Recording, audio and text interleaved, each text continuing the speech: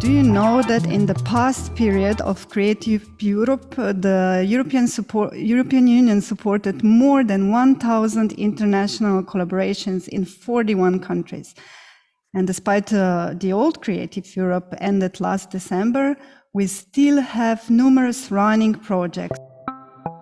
It's always nice to have partners that can push you forward, push your boundaries, as a new slogan from Creative Europe.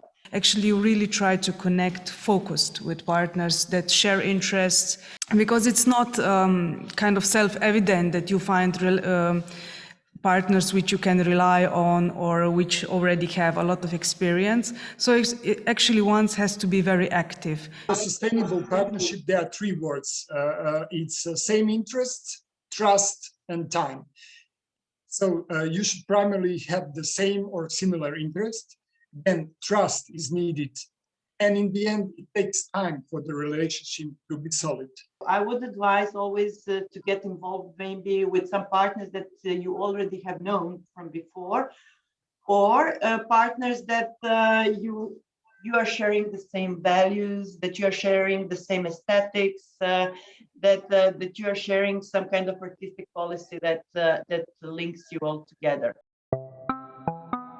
To really find a project idea which is, and it's in a sense bad to say, but that you go to sleep with and you wake up with the idea, so which really triggers you, and then it will trigger also your partners. And I know it's nice to have the work-life balance, but in the new projects I very often feel that this is something where I'm thinking about also in my free time, because that's in my interest very much. And I think we have to do things which are in our interest, because that's what keeps our motivation up. Less is usually more. And you have to basically answer three questions. The question of who does what, who you are, what are your experiences, etc.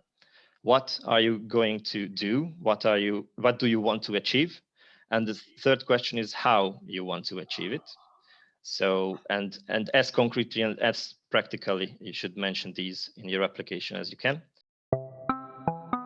So we started to work on a small national scale or bilateral connections on that, and that's the way how we start to build up our new networks. And ITM Culture Action Europe, and I can also mention Mythos. These are good opportunities to test our ideas before we jump into something. I thought that was a lovely way to communicate with local audiences, which I think is very important. It's great to be international, but it's the people we need.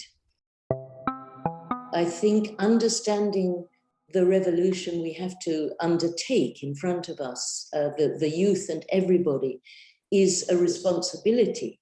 It isn't just a good idea, let's do something that doesn't use as much petrol in our car or whatever. It is something that happens inside your whole understanding of what it is to be part of a global community. Because this responsibility, it extends, if one can say, from the taking care of the objects that you can maybe see here today behind us in the museum, to taking care of the people and of the community. So I think this is something that we will have to be addressing within our thinking about, not only in Creative Europe, but in our acting in general, and which I think beautifully connects with the priorities of the upcoming program. We created our green policy. In any of our projects, we are not supporting flying below 1,000 kilometers, then we have to take slow travel. We are very much against short time travels, so like few days travels are not, if possible, we avoid it in the projects, because it's also an important part how much carbon you emit and then how much time you spend with these things. So we try to embed it in all of our programs. Now we have this possibility to present performances, dance performances, which we cannot present in some places, some smaller cities which don't have a stage and the venues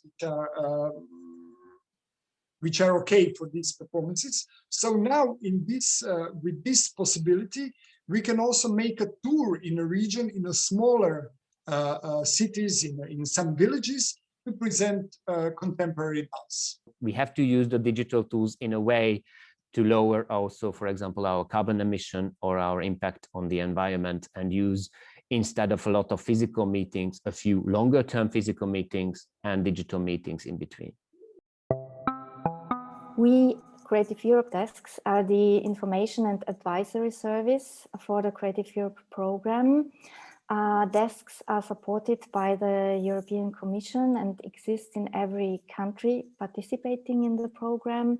We do information events, we do workshops for applicants, we do individual consultancy, and the network helps cultural organizations to find project partners. If you are interested in Creative Europe, please visit our websites, register to our newsletters, or find us on Facebook.